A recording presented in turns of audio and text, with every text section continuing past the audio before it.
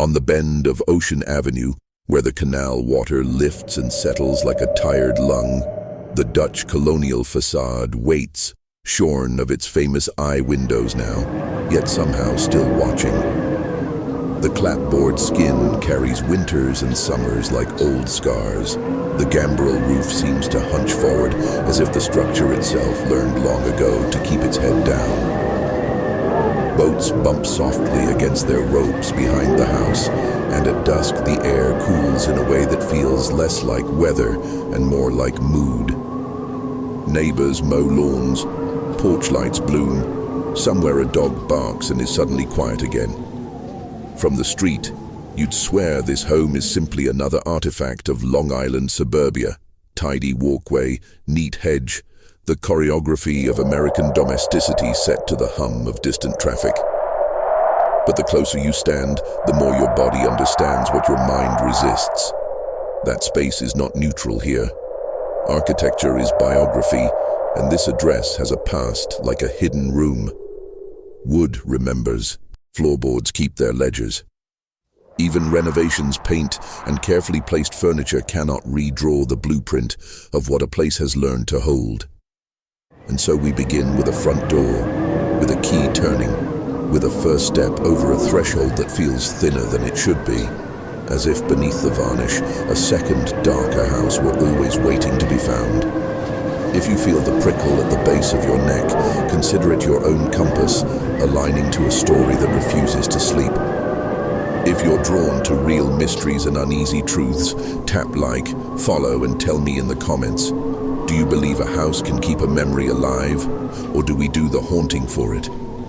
Long before the cameras and paperback covers, before seances and polygraphs, and the loud machinery of controversy, there was quiet. The year was 1927 when the house was raised, timbers lifted, nails bitten into grain, the gambrel slope giving it that unmistakable profile like a yoke across the shoulders of a working animal. The original owners chasing comfort and proximity to the water. Imagine birthday cakes cooling on windowsills and summers punctuated by splashes from the boathouse. Amityville, the friendly village, grew in small increments around it. A hardware store that knew everyone's last name. A parish bulletin that stitched the weeks together. Children learning to ride bikes along the tree-lined street.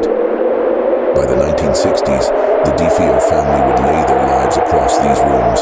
Orange shag carpeting, framed school portraits, a shaggy dog roaming the hallway, a dining room that smelled of roast beef on Sundays, and the wax of freshly polished wood. Nothing spectacular. Nothing cinematic. Just the sediment of ordinary days becoming a life. But a house can be a mirror for whatever enters it, and the reflection that accumulated here began to warp. Where first there had been domestic rhythm, there grew arguments behind doors and a drift toward private storms. Neighbors, accustomed to a suburban etiquette of minding one's own business, noticed only what could be seen.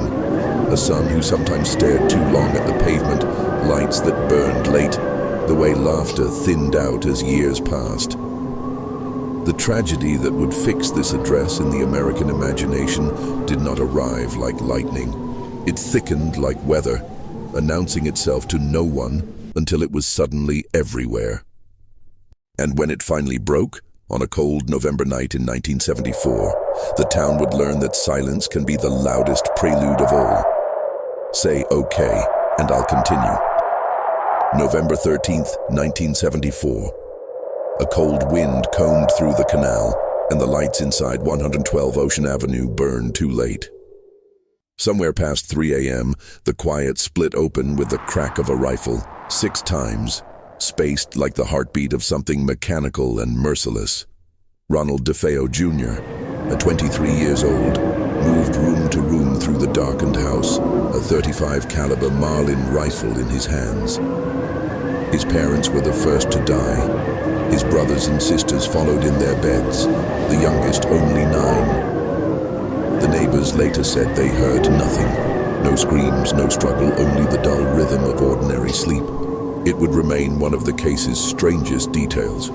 How 6 people were executed within earshot of one another, all found lying face down.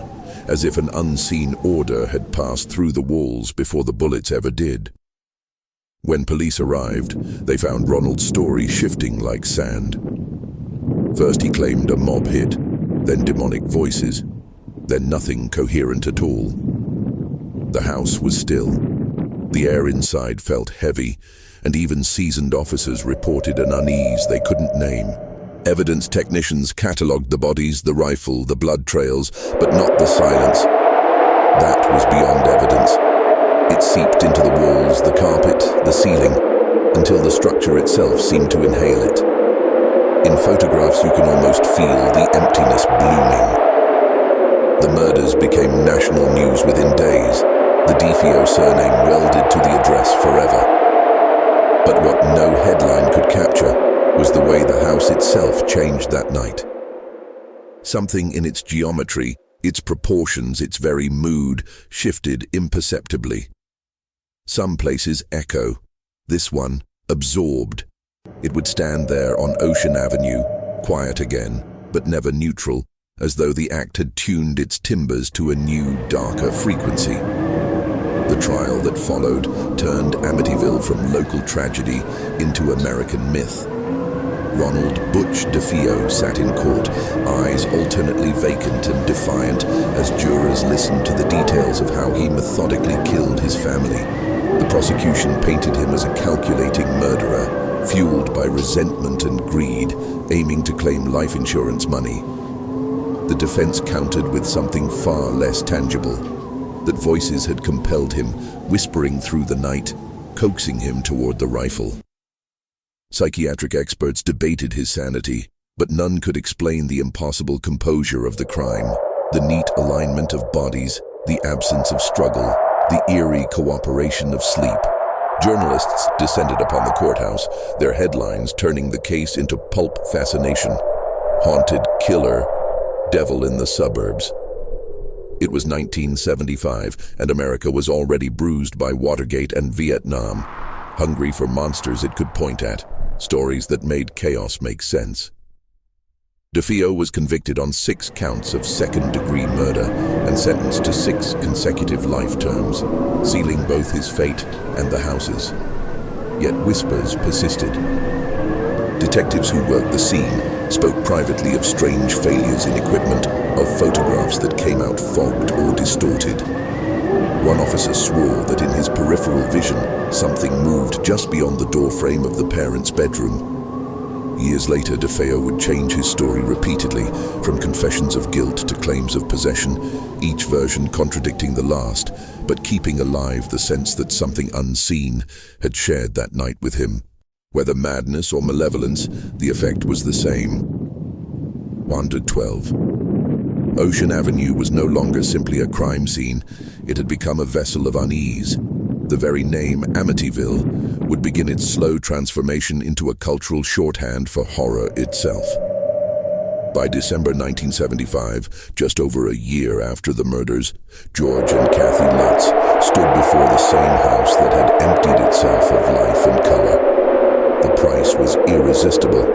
$80,000 for a waterfront property, furnished, spacious, even elegant. They knew the history.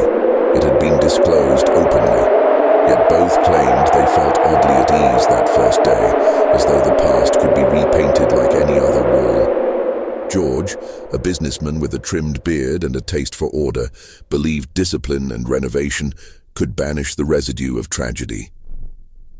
Kathy, a Catholic and mother of 3 from a previous marriage, brought crucifixes and holy water just in case.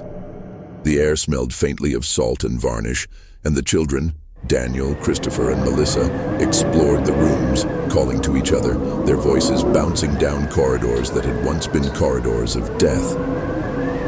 The house stood still, almost too still, as if listening. When night came, the temperature dropped sharply. George would later say he woke at 3:15 a.m., cold sweat soaking his back, certain he'd heard footsteps in the boathouse. He told himself it was the wind, the canal, the body's memory of fear. But even then, something unseen had already begun to press in. The family dog barked at empty corners, doors jammed, unlocked, jammed again. The smell of decay appeared and vanished, and somewhere inside the past began to stir, not as memory but as presence. The Lutz family had wanted peace. What they found was a dialogue with the dark. Each of the 28 days the Lutz family spent inside 112 Ocean Avenue seemed to stretch the laws of reason thinner. George grew increasingly withdrawn, obsessed with chopping firewood, the steady rhythm of the axe against the block becoming his only solace. He claimed he couldn't get warm, no matter how high the fire blazed. Kathy awoke from violent dreams of the murders, her skin marked by invisible hands. The children spoke of a friend named Jody, an enormous pig with glowing red eyes who watched them from the window at night. Black stains appeared on porcelain fixtures, swarms of flies gathered in midwinter. One night, the front door blew open with such force the hinges split, yet there was no wind outside. When the priest they'd invited to bless the house arrived, he reportedly heard a male voice whisper, "Get out." He left shaken and refused to return. Friends stopped visiting. Even mailmen avoided the address. George began waking at 3:15 every night, the exact hour the DeFeo murders had occurred, drawn inexplicably to the boathouse. On the 28th day, after a crescendo of noises, odors, and a feeling of invisible rage filling the rooms, the Lutzes fled, leaving behind most of their possessions. They never spent another night there. Later, they would insist that something within those walls wanted them gone, that they hadn't moved out, but been driven out. Whether psychological strain or true haunting, those 28 days would ignite one of the most famous debates in paranormal history. The next morning, Amityville awoke to rumors. A neighbor saw the Lutz's station wagon leaving before dawn, the children still in pajamas, boxes half packed. The house stood unlocked for days afterward, lights flickering sporadically as though electricity itself hesitated to cross the threshold. When George and Kathy finally returned with investigators to collect their belongings, they found the interior strangely altered. Doors unlatched that had been sealed, furniture shifted, and a lingering odor like wet earth. Their wedding crucifix lay on the floor, face down. The local police report recorded nothing supernatural, only the disorder of a family that had fled in panic. Yet stories began to spread faster than facts. Voices, ooze seeping from keyholes, hidden rooms that hadn't existed before. Journalists arrived, drawn by the collision of two irresistible forces, murder and mystery. The press labeled it the Amityville Horror, a phrase that would outlive every participant. Skeptics called it hysteria. Believers said the house itself was revealing its appetite. The Lutzes, pale and exhausted, refused to sleep under any roof for weeks, living with friends, then in Kathy's mother's home, each night plagued by dreams of 112 Ocean Avenue. The trauma felt physical: sickness, exhaustion, sudden nosebleeds, a chill that no blanket could repel. George told interviewers he felt the house even miles away, as if something had attached itself to him. The haunting had left the property but not the family. Whether by coincidence or consequence, their marriage began to unravel. The price of escape, it seemed, was that Amityville had followed them into their minds. In early 1976, famed paranormal investigators Ed and Lorraine Warren, already known for their work on alleged hauntings in Connecticut and Rhode Island, were invited to examine the house. The Lutz family would not enter again, but reporters, photographers, and a small psychic research team gathered inside the dim rooms, recording temperature drops and audio anomalies. Lorraine, a clairvoyant, later claimed she felt a presence of inhuman cruelty, a darkness that clung to the very air. Cameras captured strange orbs of light. One photograph allegedly revealed the ghostly image of a boy peering from a doorway, the so-called ghost boy photo that became infamous. Others heard faint voices on tape, breathing patterns, and the click of doors moving without human touch. Still, for every witness there was a skeptic. Technicians insisted the photo was double exposure. Scientists blamed infrasound, carbon monoxide, or the power of suggestion amplified by trauma. Ed Warren spoke to television crews afterward, his expression solemn. "Whatever walks here is not human." The phrase would echo through documentaries and late-night radio for decades.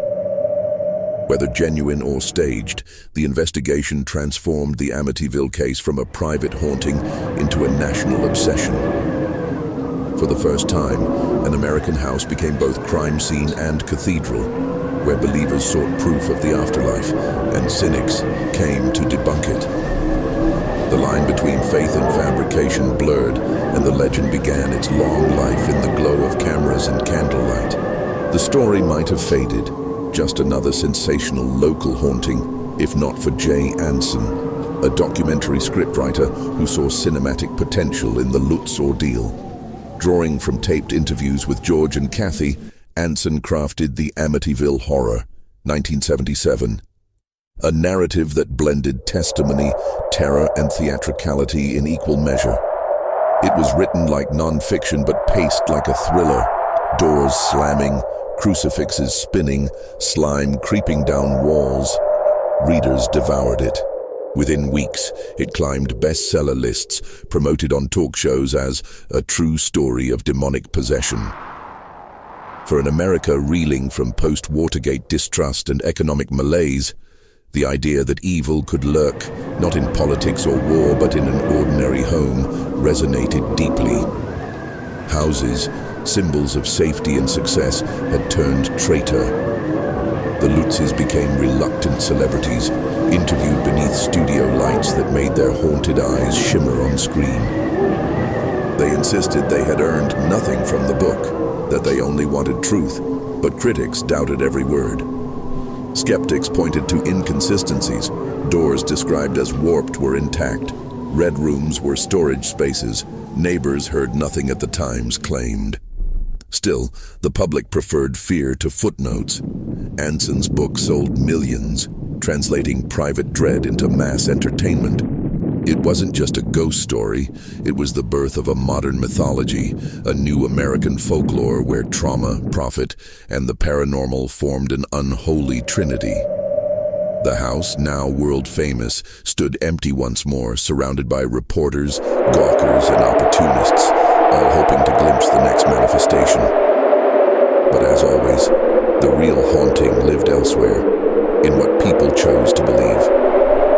By 1979, Hollywood had arrived. The film adaptation of the Amityville Horror turned Ocean Avenue into a pilgrimage site. Tourists parked along the canal, photographing the gabled facade, whispering prayers or daring each other to approach.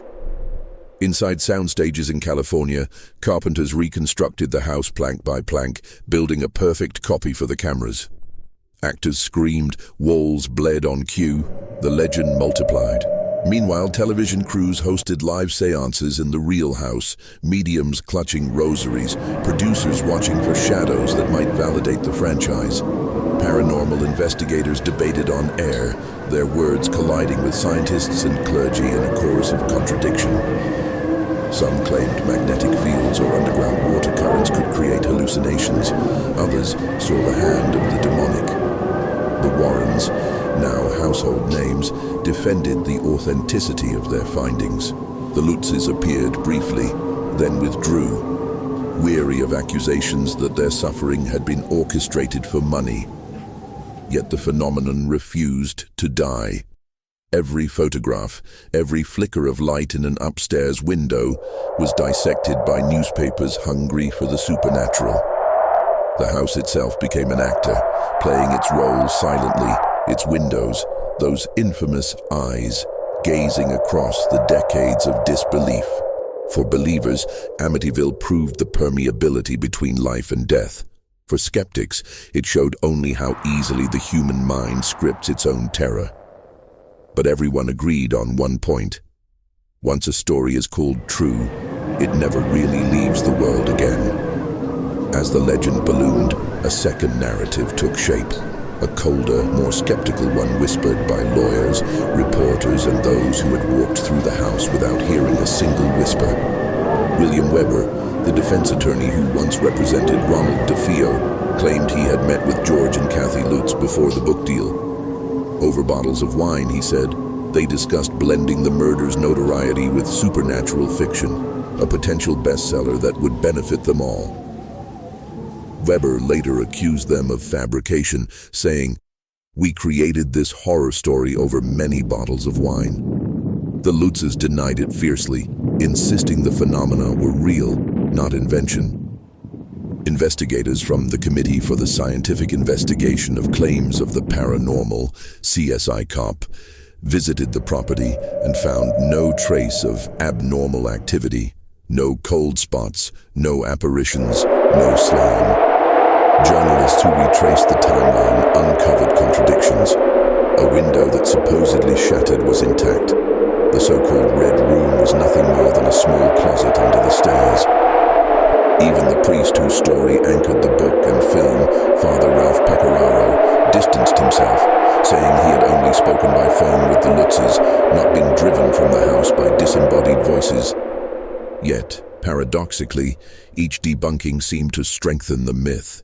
People distrusted official explanations. Skepticism itself became another layer of the haunting. The Amityville debate wasn't about what happened. It was about belief as performance. Could mass imagination turn fiction into fact? Could fear survive on repetition alone? The world had started to realize that sometimes the ghost isn't what haunts the story is what haunts the people. In the 1980s, the house at 1 and 12 Ocean Avenue changed hands multiple times, its new owners determined to reclaim normalcy. They removed the quarter-moon windows that had given it the look of eyes. They repainted the exterior, manicured the lawn, even changed the address to 108 Ocean Avenue in an effort to shake the legend. Reporters were warned away. Tourists faced no trespassing signs. Yet still, cars slowed as they passed, cameras clicking through half-rolled windows. Those who lived nearby described the lingering weight of curiosity. People driving hundreds of miles just to see a place that once promised proof of hell. The new residents reported no hauntings, no flickering lights, no voices in the dark. Their lives were ordinary, marked only by the inconvenience of fame. Still, at night, when fog drifted off the canal and light glowed faintly from the attic, the silhouette remained unmistakable. The architecture itself refused to forget what had happened. Locals swore they felt something when they walked past, a shift in the air, a faint vibration like a low note from an unseen piano. Even without ghosts, the address carried its own gravity, pulling stories back into orbit. Realtors described it as quiet, a word that sounded more like warning than comfort. Time had smoothed the edges of the tragedy, but the foundation beneath remained the same. Houses, after all, are repositories of human emotion. Love, violence, fear, soaking up what they are given. By erasing its features, the owners hope to silence history. Yet, as anyone in Amityville will tell you, some places never stop whispering, no matter what number you paint on the mailbox. By the turn of the millennium, Amityville had outgrown its physical boundaries. It no longer lived solely on Ocean Avenue, but in the bloodstream of popular culture. More than 20 films would borrow its name. Sequels, prequels, remakes, and tangents that twisted the legend into endless variations. Directors reimagined the story through every conceivable lens. Demonic possession, haunted relics, psychological torment, even extraterrestrial influence. None captured the claustrophobic terror of the original myth, yet each reinforced its permanence. The Amityville House became shorthand for haunted America, a suburban Gothic cathedral where domestic life met dread. It appeared in talk shows, true crime documentaries, and Halloween marathons. Even parody could not dislodge its power. The house's photograph, dark roofline, symmetrical windows, became one of the most recognizable icons in horror history, rivaled only by the Bates Motel and Hill House. But behind the commodification lay a deeper unease, how easily a site of real human tragedy had been converted into entertainment. Every ticket sold, every scream in a theater was built upon 6 genuine deaths. Yet audiences felt a strange permission to enjoy it, because the legend had detached itself from the facts. When myth grows large enough, it devours its origins. Somewhere along that process, the real DeFeo family was reduced to footnotes, and the Lutzes to unreliable narrators. What remained was the idea of Amityville, a mirror reflecting our collective hunger for the uncanny, our need to find meaning in terror. To speak of the house now is to speak not of a building, but of an ecosystem of belief that feeds itself endlessly on fear and fascination. Beneath all the noise, film reels, interviews, seances, and arguments, lies the simplest and most uncomfortable truth. The Amityville haunting is as much about memory as it is about ghosts. Every retelling reanimates not just the horror, but the need to possess it. The Lutzes fled after 28 days, but the story has lasted nearly 50 years, shape-shifting through generations. For those who grew up with the myth, the house exists, not in New York, but in imagination. That flicker of fear when a floorboard creaks or a clock stops at 3:15 a.m. Psychologists studying the case have suggested that the true haunting may be collective, a shared psychological echo triggered by architecture, media, and the human instinct to mythologize grief. There are houses like Amityville everywhere, though less famous. Places where tragedy has soaked into drywall and carpet fibers, where silence feels wrong. We project onto them what we cannot name within ourselves. The question ceases to be whether ghosts exist and becomes whether we need them to.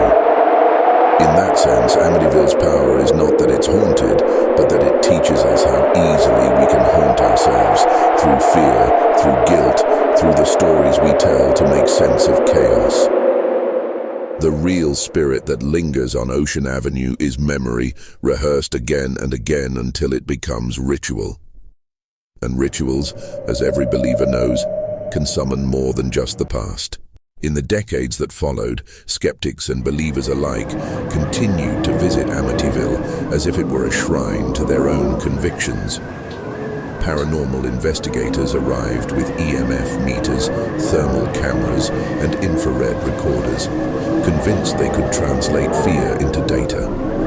Journalists clutching notebooks came expecting to find nothing, and were sometimes unnerved when they did. One reporter from a Long Island newspaper described standing in the basement and suddenly feeling her pulse double, a deep vibration humming through the concrete. It was like the building exhaled, she wrote, though she admitted later it could have been the furnace. Rationalists pointed out the house's old wiring, its uneven floors, its proximity to the canal, all plausible causes for strange sensations. But logic rarely erases legend. It only polishes it. The skeptics came to debunk, yet they left altered, muttering about atmosphere and silence that felt wrong. Local police, weary of trespassers, patrolled the street regularly, but curiosity is harder to control than crime. Tour buses still crept past, windows full of faces seeking the uncanny. Some swore they saw movement in the attic, a pale figure shifting between curtains. Others saw only reflections. And perhaps that's the point. Amityville reflects back exactly what each visitor brings: faith, fear, or skepticism. The house does not need to manifest ghosts anymore. We bring our own. Whether haunted by spirits or by the echo chamber of human imagination, it remains a pilgrimage site for those who need to confront something beyond comprehension. Among those drawn back to the story was a historian named Geraldine DeFeo, a distant relative of the murdered family who in the early 2000s began re-examining the original police reports and family records. Her findings suggested layers of dysfunction long before the murders: substance abuse, domestic violence, financial strain. She argued that the true evil in Amityville was tragically human, woven from neglect and rage, not demons. Yet even she admitted something about the crime scene unsettled her beyond psychology. Photographs from that night, beds perfectly made, bodies aligned as if in reverence, felt too deliberate, too staged. The victims had not moved. There were no defensive wounds. It's as if, she said, someone or something ensured it would be ritualistic. That paradox keeps historians circling the case like moths around a dim bulb. A crime so orderly it feels metaphysical, a family so broken it reads like prophecy. In the archives of Suffolk County, folders still whisper the story through fingerprints and aging photographs. Time has dulled the colors, but not the unease. Standing there, surrounded by evidence, Geraldine wrote that she could still sense a quiet pressure in the air, as though the past was still breathing somewhere, waiting to be noticed. Whether her words were poetic or literal hardly mattered. In Amityville, the distinction has never held for long. Modern psychologists often cite the Amityville case as an example of environmental suggestion, how setting, expectation, and trauma can combine to produce profound physiological reactions. The house, they argue, became a psychological trigger, a perfect stage for what experts call confirmation anxiety, where the mind bends reality to match expectation. When the Lutz family moved in, they were fully aware of the murders. They even kept some of the DeFeo's furniture. That knowledge alone could alter perception. Every creak became a whisper, every draft a cold hand. Sleep deprivation, stress, and the residual fear of living where 6 people died might explain much of what followed. But even this rational lens doesn't fully dissolve the unease. Human psychology and the supernatural often meet in the same shadows. Fear, once seeded, needs little proof to bloom. The Amityville haunting endures not because of demons, but because it reveals how fragile our reality can be. The line between imagination and manifestation blurs when emotion saturates a place. Houses are mirrors, they amplify what's brought inside them. The Lutzes, perhaps unknowingly, furnished theirs not just with beds and lamps, but with the unresolved spirits of grief and curiosity. Whether or not there was a haunting, the fear itself became real, and fear is its own kind of haunting, one that needs no ghost to survive. In the early 2000s, before her death, Kathy Lutz sat for what would be one of her final interviews. The years had softened her face, but not her conviction. "People think we made it up," she said quietly, "but we lived it. You don't forget that kind of fear." When asked what she remembered most, she didn't mention the cold spots or the voices. She said it was the feeling, a suffocating heaviness that hung over every room, as if gravity itself had grown stronger. Her husband, George, who died in 2006, remained equally steadfast, maintaining that the events were authentic and unexplained. He spoke of the nightly hour of awakening, 3:15 a.m., and how even years later he would jolt awake at that time, heart racing. Whether trauma or possession, the experience marked them permanently. What haunts a person after Amityville, Kathy mused, is not what you saw, but what you started to believe about the world afterward. That safety is fragile, that home can betray you, that evil sometimes wears the shape of familiarity. Her eyes glistened as she looked off camera.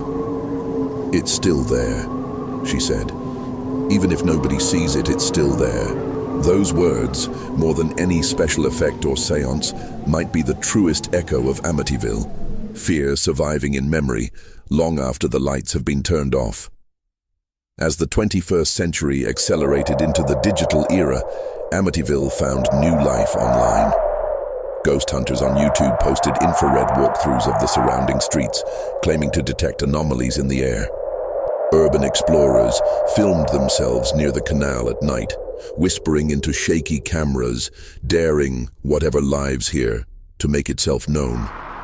Forums dissected every frame, magnifying faint lights behind the attic glass, arguing whether they were reflections or eyes. TikTok storytellers recited the Lutz timeline over ominous background music, layering fact and folklore into a new mythology for a generation raised on screens. Even the house's Zillow listing, when it briefly appeared during a sale, went viral, millions clicking to glimpse the floor plan of America's most infamous home. Yet in all that digital noise, something uncanny persisted. The same chill, the same fascination carried through bandwidth instead of breath. The haunting had migrated from rooms to servers, from wood to pixels. The Amityville effect now belonged to anyone with a Wi-Fi connection. Some psychologists call this digital haunting, when collective imagination transforms a real tragedy into an eternal, evolving story. Whether truth or trick of culture, the house continues to draw energy from attention itself. Every click, every retelling, is another candle lit in the cathedral of fear. The walls no longer need to bleed. We keep them alive by looking. And yet, if you stand on Ocean Avenue today, the house seems ordinary again. Pale siding, trimmed hedges, boats tethered lazily to their docks. The canal moves with the rhythm of the tide, disinterested in the horrors it once reflected. Locals jog past without glancing. Children fish from the bridge. It feels wrong, almost insulting, that a place burdened with so much story could look so serene. But the quiet is deceptive. Residents say that on certain autumn evenings, when fog rolls in low and the air tastes faintly of brine, the street goes unnaturally still. Dogs refuse to walk near the property. Wind chimes stop mid-breeze. Some claim to feel pressure in their chest, a subtle tightening, as if the air itself remembers. The boathouse remains intact, its door creaking against the tide, an echo from 1974 trapped in its hinges. When the moon rises over the canal, the reflection of the house wavers across the water, and for a heartbeat it seems alive, breathing, waiting. Perhaps that's the truest legacy of Amityville. Not a haunting of objects, but of atmosphere. It lingers invisibly, suspended between myth and memory, ready to remind anyone passing that peace is never permanent and history never truly dies. It only learns to whisper more quietly. Over time, the borders between what happened and what was imagined have become impossible to police. Scholars of folklore now treat Amityville as a living myth, an organism that consumes its own inconsistencies and grows stronger from them. Each retelling corrects, contradicts, or elaborates upon the last, like a dream retold by different voices. The DeFeo murders were once straightforward, a son killing his family. But through the cultural machinery of books, films, and television, the event mutated into something supernatural, moral, and even cosmic. Sociologists suggest this transformation reflects the anxieties of modern America, the loss of trust in safety, religion, and family. The haunted house, they argue, became a metaphor for the rotting heart of the American dream. A perfect home built atop unspeakable dysfunction. In that sense, Amityville is less about ghosts than about guilt. The house isn't simply cursed, it's confessional. Every beam and stairwell seems to whisper about what people deny behind closed doors. Anger, greed, faith eroded by fear. So even if no ghost ever walked its halls, the story endures because it mirrors the haunting that exists in every household, those unspoken shadows we call family secrets. That may be why the tale never fades. It tells us something true disguised as something impossible. In 2016, the house sold again, this time to private buyers who requested anonymity. The real estate listing described it simply: 5 bedrooms, 3.5 baths, waterfront access. There was no mention of the word Amityville, no reference to murder or haunting, only sunlight and square footage. Photographs showed clean white interiors, polished floors, a renovated kitchen, as if domestic normalcy had finally triumphed over myth. But the sale drew headlines nonetheless, each article reminding readers that this was the real Amityville horror house. Curious locals slowed their cars again. Some brought flowers, others rosaries. A few late-night trespassers claimed they saw lights flicker inside even after the family moved in. Police dismissed it as electrical testing. Yet one neighbor told a journalist that sometimes, in early morning fog, she could hear faint laughter from the direction of the house, children's laughter, before sunrise. Whether imagination or something older echoing through time, the story refuses extinction. The new owners never speak publicly. They live their lives behind curtains, cultivating privacy as if it were a form of exorcism. The mailbox still stands near the canal, its number unassuming. But for those who know, it marks an open wound disguised as real estate. Even stripped of legend, Amityville remains a mirror. And when people gaze into it, they don't always like what gazes back. Those who have entered the house since its renovation often describe an uncanny acoustic quality, a faint hum beneath silence, like sound trapped under the floor. Contractors during one of the remodels noted that tools misplaced upstairs would sometimes reappear in the basement, stacked neatly as though someone or something were tidying after them. They dismissed it, laughed nervously and blamed exhaustion. But one electrician later confided that he heard what sounded like murmured conversation behind the drywall while rewiring the living room. He paused, thinking it was a radio from outside, until he realized the voices came from inside the walls themselves. Whether an auditory illusion or a quirk of the structure, the story spread quietly among workers. Some refused to return after dusk. The foreman joked that the house likes to keep its secrets organized. Local folklore evolved again. That the house wasn't haunted by the dead, but by memory made sentient, replaying fragments of sound and sensation for those who dared to disturb it. Paranormal researchers call this a residual haunting, a kind of environmental recording etched into matter. Skeptics call it suggestion amplified by expectation. Either way, those who have stood alone in the DeFeo basement describe the same feeling, that the ground itself is breathing, and that if you listen closely enough, you'll hear not screams, but the faint rhythm of a family's final night looping endlessly through time. Beyond ghosts and legends, Amityville endures because it speaks to something deeply American, the collision between prosperity and rot. In the 1970s, the house was an emblem of success. Waterfront property, manicured lawn, a dream bought with mortgage and ambition.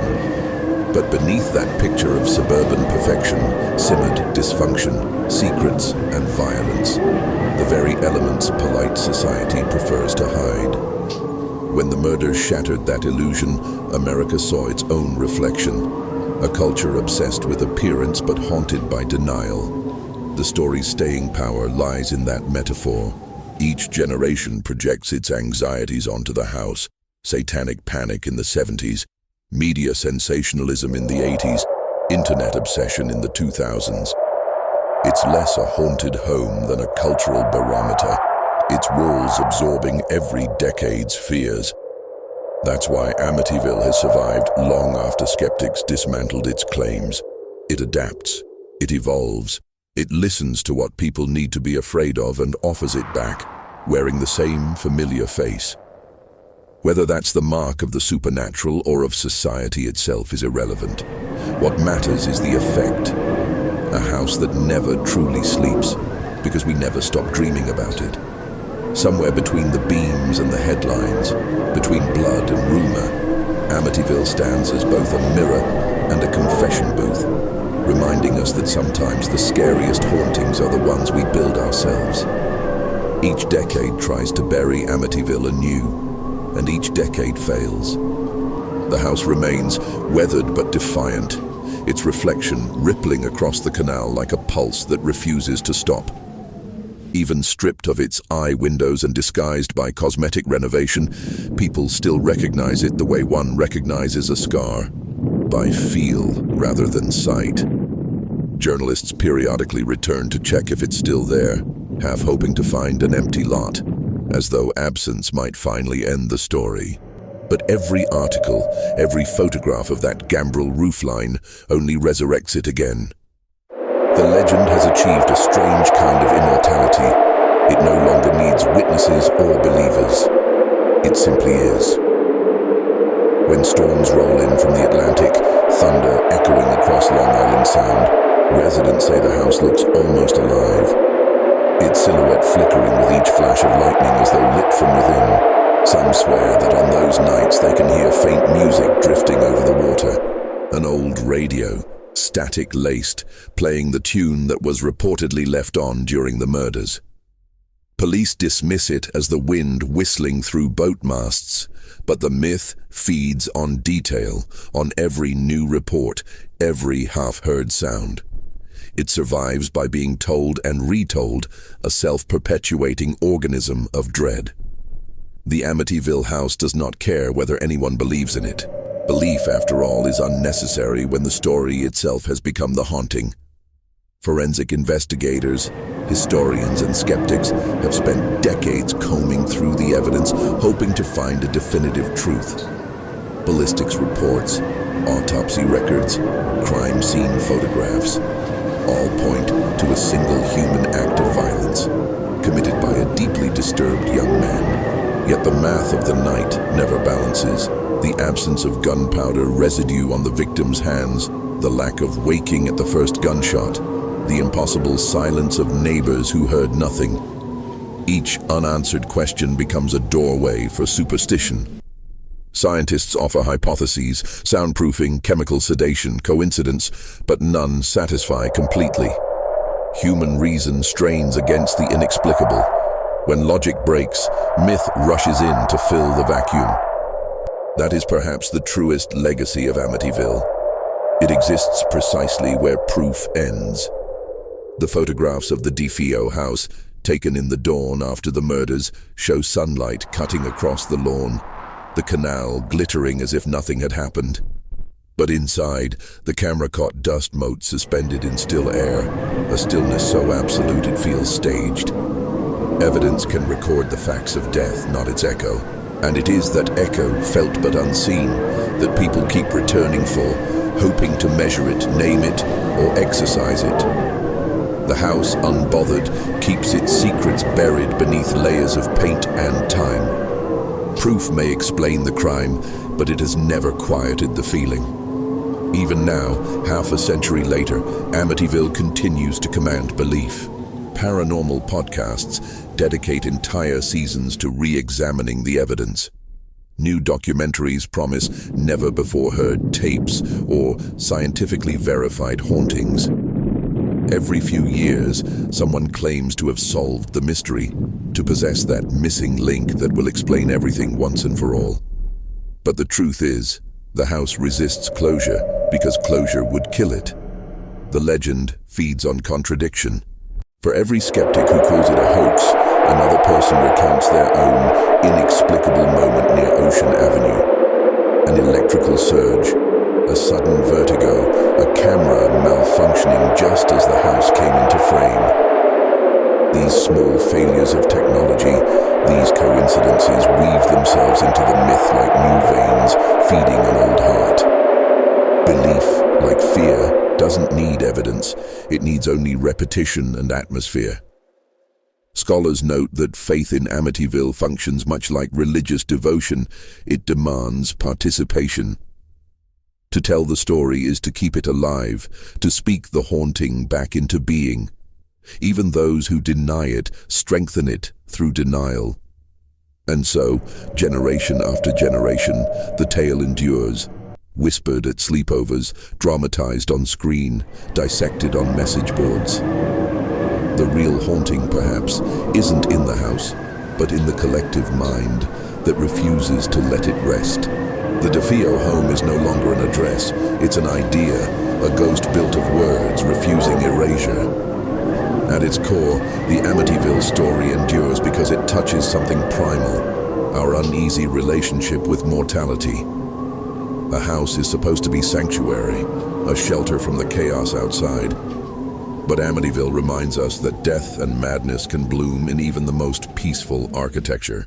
When we look at that house, we see the collapse of boundaries. Between safety and threat, between the living and the dead, between ordinary life and myth. It frightens not because of ghosts, but because it forces confrontation with human fragility. The DeFeo murders stripped away the illusion of control.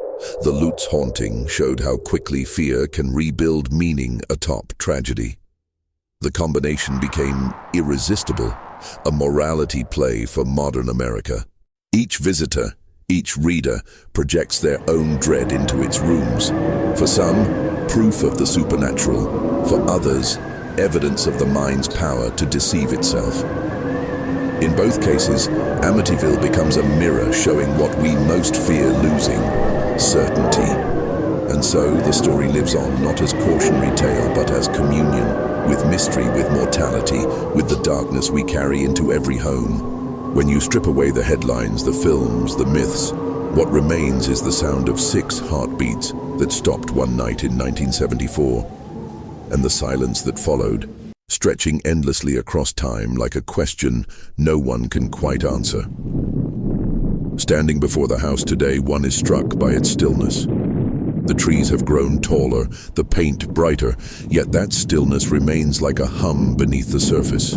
It isn't the silence of peace, but of containment, as though every retelling presses another invisible layer of glass over its walls, trapping the past within.